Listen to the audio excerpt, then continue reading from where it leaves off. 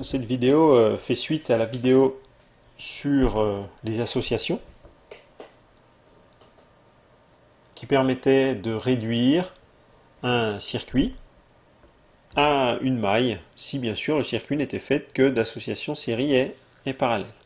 Maintenant on va voir la deuxième partie de cette vidéo sur les circuits asymptotiques. Il s'agit ici, eh bien, quand on a fait notre association série ou parallèle, on peut se retrouver avec des dipôles relativement compliqués. La façon dont l'impédance dépend de la pulsation est relativement difficile. C'est en général une fraction rationnelle de la variable jω avec des coefficients réels. Ici, l'idée, c'est de transformer cette impédance compliquée en une impédance plus simple, une impédance de base, comme une impédance résistive ou inductive. Bien évidemment, ça ne sera possible que dans un domaine de pulsation, éventuellement une pulsation oméga 1, on appellera ça à ce moment-là un circuit limite, ou bien un domaine de pulsation, oméga 1, oméga 2, on obtiendra à ce moment-là une impédance asymptotique. Éventuellement, oméga 2 peut être une pulsation très grande, oméga 1 sur oméga 2 peut tendre vers l'infini, oméga 2 sur oméga 1, pardon, peut tendre vers l'infini. Étant donné que le modèle du circuit a été obtenu à partir de la réalité par un certain nombre d'approximations, eh bien, il est tout à fait légitime d'obtenir ici un circuit simplifié, là encore, pour la résolution mathématique. On peut aussi tout à fait choisir de représenter simplement le circuit asymptotique associé à un circuit dans un domaine de pulsation. Alors, pour éliminer pour des impédances en série un nœud, on va simplement garder l'impédance de module le plus élevé. Donc on compare le module des deux impédances, et on ne garde à la fin que l'impédance de module élevé, ça permettra d'avoir le circuit asymptotique. Il est facile de comprendre que si effectivement eh bien, l'impédance Z1 est très petite en module devant l'impédance Z2, la tension U aux bornes de l'impédance Z2 sera très proche de la tension U aux bornes des impédances Z1 et Z2 en série. Si on a deux impédances en parallèle, cette fois-ci, on va garder celle dont l'impédance est en module la plus faible, ou encore celle dont l'admittance est en module la plus grande.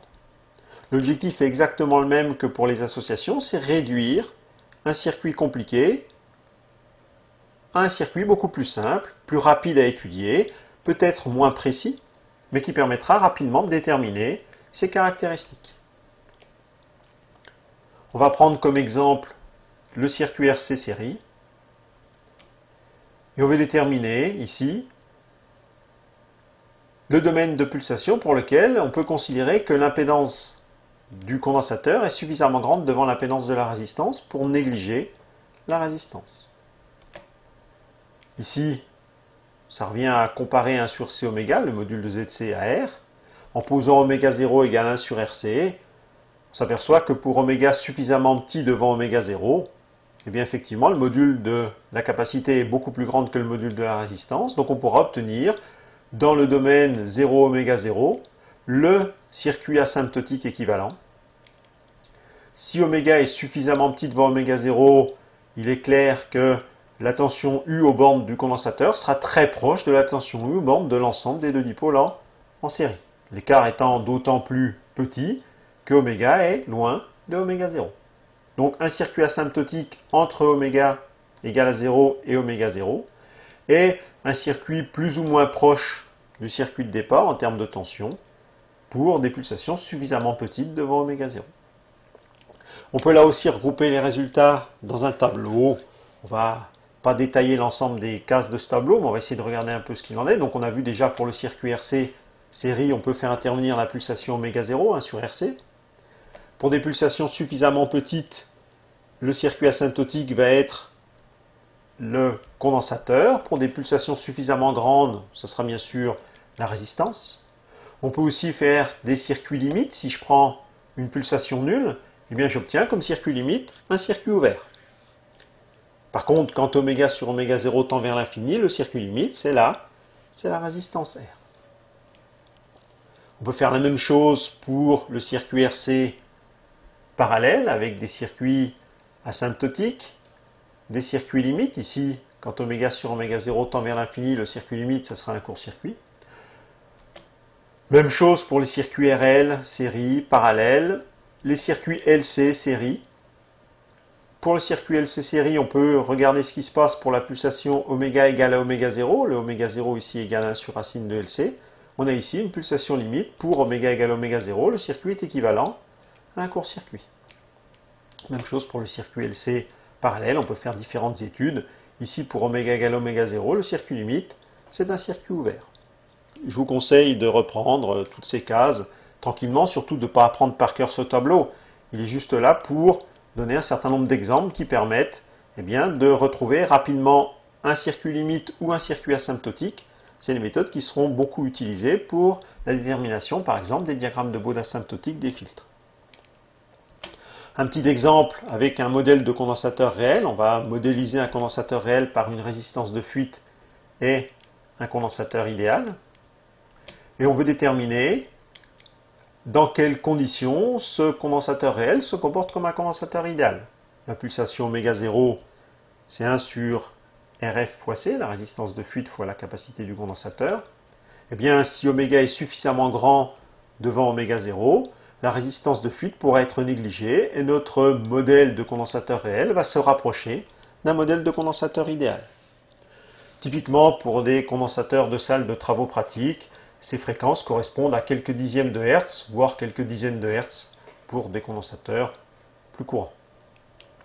On peut faire la même chose pour une bobine. Si on modélise une bobine par une inductance en série avec une résistance, la résistance du conducteur, eh bien là encore, la pulsation oméga 0 étant égale à R sur L, on peut essayer de déterminer dans quel domaine cette bobine réelle se rapproche d'une bobine idéale.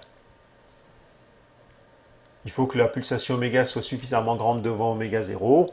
Pour les bobines de salle de TP, là en général, on a des composants qui sont un petit peu moins bons. C'est plutôt quelques centaines de Hertz à quelques dizaines de Hertz.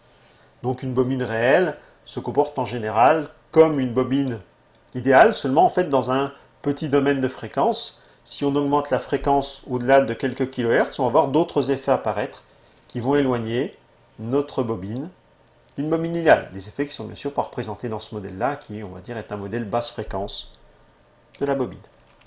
Ce qu'on a fait pour l'association de 2 dipôles, on peut le refaire pour l'association de 3 dipôles. Les cas sont beaucoup trop nombreux pour qu'on les traite de manière exhaustive.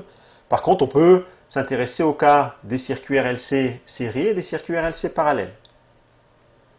On va faire intervenir la pulsation de comparaison des inductances et des capacités, oméga 0 égale 1 sur racine de LC.